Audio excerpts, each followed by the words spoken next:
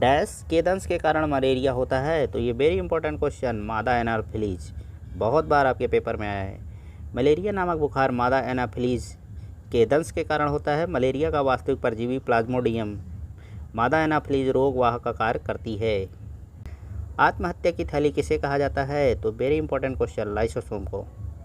Lysosome को आत्महत्या की थैली कहा जाता है। इसकी खोज CD ड्यूवे ने की थी, ठीक है। और ये इम्पोर्टेंट है, बहुत बार आपके पेपर में आया है, तो इसको ध्यान में रखिए। इसका कार्य कोशिकाओं के अंदर अनावश्यक पदार्थों का विघटन करना। लाइसोसोम का निर्माण गाल्जी काय में होता है। एक एक लाइन इंपॉर्टेंट है, इसको ध्यान में रखिएगा। जीन का आकार होता है नियमित आकार का, सर्पा आकार का, तो सर्पा आकार का होता है। जीन प्रत्येक कोशिका के गुणसूत्रों में विद्यमान होता है।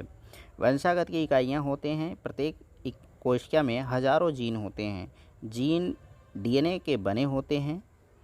जॉनसन नामक वैज्ञानिक ने सर्वप्रथम जीन शब्द का प्रयोग किया। यह सर्पाकार होते हैं, ठीक है। नमस्कार दोस्तों, आप सभी का स्वागत है IQ टेस्ट एजुकेशन चैनल पर। दोस्तों, कोशिका तथा आनुवंशिकता टॉपिक से इम्पोर्टेंट क्वेश्चन आपके सामने मैं रख रहा हूं।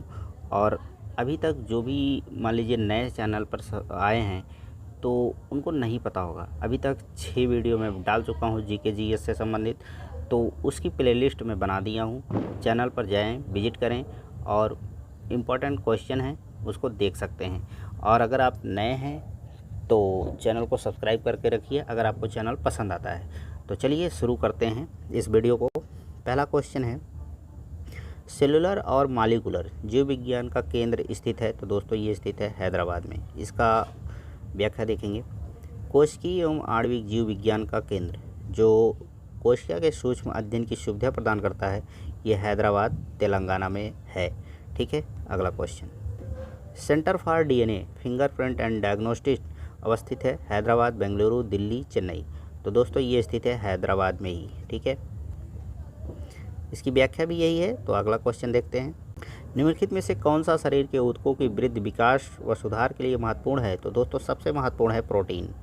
प्रोटीन कोशिकाओं तथा ऊतकों के संरचनात्मक भाग बनाते हैं तथा शरीर के ऊतकों की वृद्धि व विकास के लिए महत्वपूर्ण है। प्रोटीन के निर्माण में आधारभूत इकाई होते हैं। तो दोस्तों ये होते हैं अमीनो अम्ल। प्रोटीन के निर्माण में आधारभूत इकाई अमीनो अम्ल होते हैं। प्रोटीन वास्तव में अमीनो एसिड की श्रृंखला होते हैं, ठीक है। प्रोटीन बनाने के लिए अमीनो अम्ल आवश्यक होते हैं, तो 20 होते हैं। प्रोटीन बनाने के लिए 20 प्रकार के अमीनो अम्ल आवश्यक होते हैं। इन अमीनो एसिड्स में से 10 का संश्लेषण लीवर के द्वारा होता है तथा 10 भोजन में होने चाहिए आपके। आनुवांशिकी उत्परिवर्तन इनमें होता है DNA, RNA, क्रोमोसोम या राइबोसोम। तो दोस्तों ये होता है क्रोमोसोम में।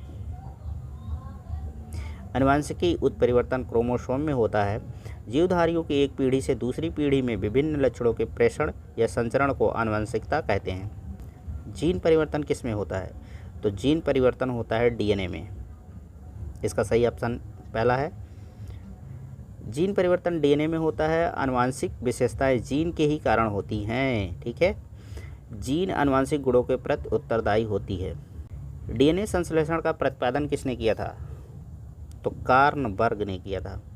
DNA के संश्लेषण का प्रतिपादन आर्थर कार्नबर्ग ने किया था, इसलिए इनको 1959 में नोबेल पुरस्कार प्रदान किया गया था। मानव शरीर में क्रोमोसोम की संख्या होती है तो 46 होती है। व्याख्या देखेंगे। मानव शरीर की कायिक कोशिकाओं में क्रोमोसोम, जिसे गुणसूत्र कहते हैं, ध्यान दीजिएगा, की संख्या 46 जो 23 जोड़े में होते हैं। जिनमें से 22 जोड़े गुणसूत्र ऑटोसोम्स तथा 23वां जोड़ा लिंग गुणसूत्र होता है। क्रोमोसोम को ही आनुवंशिकी का इकाई कहा जाता है, ठीक है। किसके द्वारा आनुवंशिकता के विज्ञान को आनुवंशिकी जेनेटिक्स कहा गया? तो दोस्तों ये कहा गया W बेटसन के द्वारा। आनुवंशिकता के विज्ञान को आनुवंशिकी का नाम W बेटसन ने 1906 में दिया था, ठीक है। आनुवंशिक लक्षणों के पीढ़ी दर पीढ़ी संचरण की विधियों और कारणों के अध्ययन को आनुवंशिकी कहते हैं। RNA का मुख्य कार्य क्या है? तो दोस्तों RNA का मुख्य कार्य होता है प्रोटीन संश्लेषण में सहायता करना। RNA का मुख्य कार्य प्रोटीन संश्लेषण में सहायता करना तथा RNA का एक काम और होता है, कोशिका के अंदर संदेश वाहक का भी कार्य करता है। राइबोसोम का मुख्य कार्य क्या है? तो दोस्तों राइबोसोम का मुख्य कार्य होता है प्रोटीन संश्लेषण। राइबोसोम RNA तथा प्रोटीन का बना होता है, ये आप लोग ध्यान रखिएगा। कोशिका में यह प्रोटीन संश्लेषण का स्थान होता है। यह या तो कोशिका में मुक्त अवस्था में पाए जाते हैं या अंतःप्रद्रवी जालिका तथा नाभिक कला के साथ संयुक्त होते हैं। इनकी खोज जंतु कोशिका में जॉर्ज पैलेट ने की थी। डीएनए का मूल मात्रक क्या है? तो डीएनए का मूल मात्रक होता है न्यूक्लियोटाइड्स। डीएनए की मूल इकाई न्यूक्लियोटाइड्स है। डीएनए की प्रत्येक चक्करदार रचना में 10 न्यूक्लियोटाइड्स पाए जाते हैं। प्रत्येक न्यूक्लियोटाइड्स में नाइट्रोजनी क्षार, पेंटोज शुगर और फास्फोरिक अम्ल का बना होता है। निम्नलिखित में से कौन सी जांच एक बच्चे के पिता का निर्धारण करती है? तो ये करती है डीएनए फिंगरप्रिंट की। ठीक है। किसी आबादी में जीनों के कुल योग को क्या कहते हैं? तो इनको जीन बस्ती कहते हैं। ठीक है, और व्याख्या भी यही है, तो आगे चलते हैं। जेनेटिक इंजीनियरिंग तकनीक से निम्नलिखित में से पहले किसे बनाया गया? तो दोस्तों सबसे पहले बनाया गया था बैक्टीरिया को, ट्रांसजेनिक बैक्टीरिया को। जेनेटिक इंजीनियरिंग तकनीक से सर्वप्रथम ट्रांसजेनिक बैक्टीरिया 1973 ईस्वी में बनाया गया, और जबकि चूहे को इस विधि द्वारा 1974 में बनाया गया था। ठीक है। अगला क्वेश्चन, एक कोशिका साइटोप्लाज्म जिस झिल्ली से जुड़ी रहती है वह है साइटोप्लाज्म। व्याख्या भी यही है, तो आगे चलते हैं। ग्रे मैटर में होता है, तो दोस्तों होता है काफ़ी संख्या में तंत्रिका कोश की निकाय। इसकी भी व्याख्या यही है, एक लाइन में है, तो आगे चलते हैं। निम्नलिखित की कोशिका सोचतम जीवित कोशिका है? बैक्टीरिया, ब्रेड मोल्ड, माइकोप्लाज्मा या फिर वायरस? तो दोस्तों ये है माइकोप्लाज्मा। माइकोप्लाज्मा सबसे छोटी जीवित कोशिका है। ठीक है। इसके पास कोशिका भित्ति नहीं होती। इसे जोकर ऑफ प्लांट किंगडम कहा जाता है। बड़ी कोशिका शुतुरमुर्ग का अंडा है। सबसे बड़ी कोशिका किसका है? तो शुतुरमुर्ग के अंडे का है।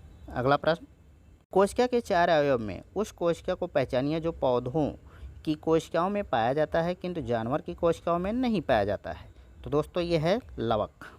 जंतु कोशिका तथा पादप कोशिका में महत्वपूर्ण अंतर यही है कि पादप कोशिका में कोशिका भित्ति पाई जाती है, पादप मतलब पेड़ पौधों में, किंतु जंतु कोशिका में, जंतु कोशिका मतलब मानव हो या फिर जीव जंतु हो, ठीक है, भित्ति नहीं पाई जाती। दूसरा अंतर यह है कि हरे पौधे में वनस्पति कोशिका में लवक पाया जाता है, जंतु कोशिका में नहीं। यह 3 प्रकार का होता है, हरित लवक, अवर्णी लवक और वर्णी लवक। जब किसी पुष्प का पराग उसी पौधे के परागकण प्रकार के वर्तिकाग्र, जिसे स्टिग्मा कहते हैं, में अंतरित कर दिया जाता है तो उसे कहा जाता है ऑटोगेमी या स्वयुग्मन। जब किसी पुष्प का पराग उसी पौधे के पराग कण के प्रकार के वर्तिकाग्र स्टिग्मा में अंतरित कर दिया जाता है तो उसे ऑटोगेमी या स्वयुग्मन कहा जाता है। पौधे का वह भाग जो पानी एवं विलेयों को जड़ों से पौधों के अनेक भागों में ले जाता है वह क्या है? Phloem, xylem. दोस्तों ये होता है जाइलम। जड़ें परासरण द्वारा जल का अवशोषण करती हैं। जल का पत्तियों तक आरोही परिवहन जाइलम ऊतक के द्वारा होता है, जबकि फ्लोएम पौधों में भोज्य पदार्थों को परिवहन करता है। ठीक है। श्वसन है, तो इसका ऑप्शन है अपचयन, कैटाबोलिक प्रक्रिया। श्वसन एक अपचयन कैटाबोलिक प्रक्रिया है। ठीक है, जिसके अंतर्गत भोज्य पदार्थ के आशीकरण से ऊर्जा मुक्त होती है। श्वसन 2 प्रकार के होते हैं, अनाक्षी और आक्षी श्वसन। अनाक्षी श्वसन ऑक्सीजन की अनुपस्थिति में होता है और आक्षी श्वसन जो होता है ऑक्सीजन की उपस्थिति में होता है। पौधों में गैसों का विनिमय किसके द्वारा होता है?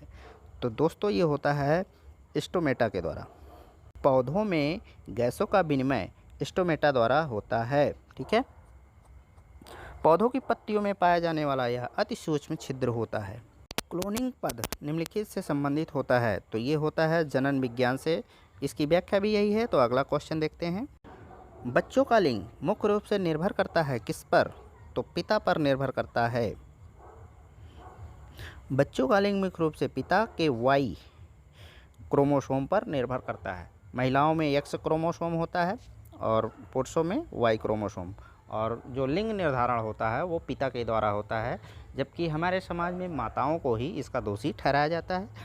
तो आप लोग साइंस के स्टूडेंट अगर हैं तो अच्छे से जानते होंगे।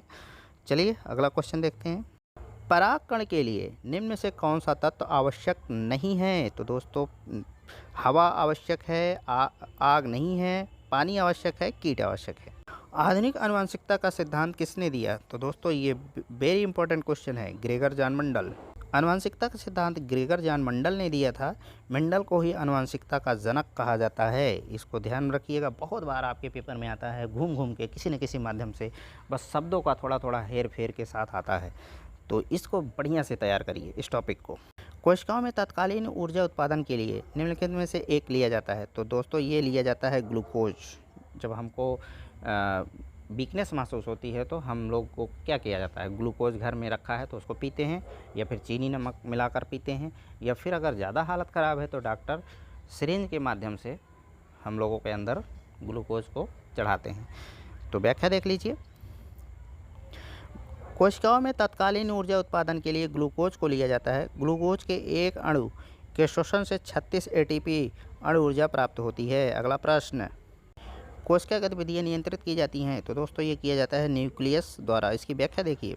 कोशिका की गतिविधियों पर नियंत्रण केंद्रक द्वारा होता है या कोशिका का एक महत्वपूर्ण कोशिकांग है। आलू किस कुल का पौधा है? तो ये है सोलेनेसी की।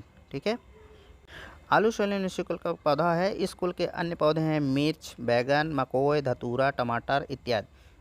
तो कभी कभी आ जाता है, इसको ध्यान में रखिए, याद करिए।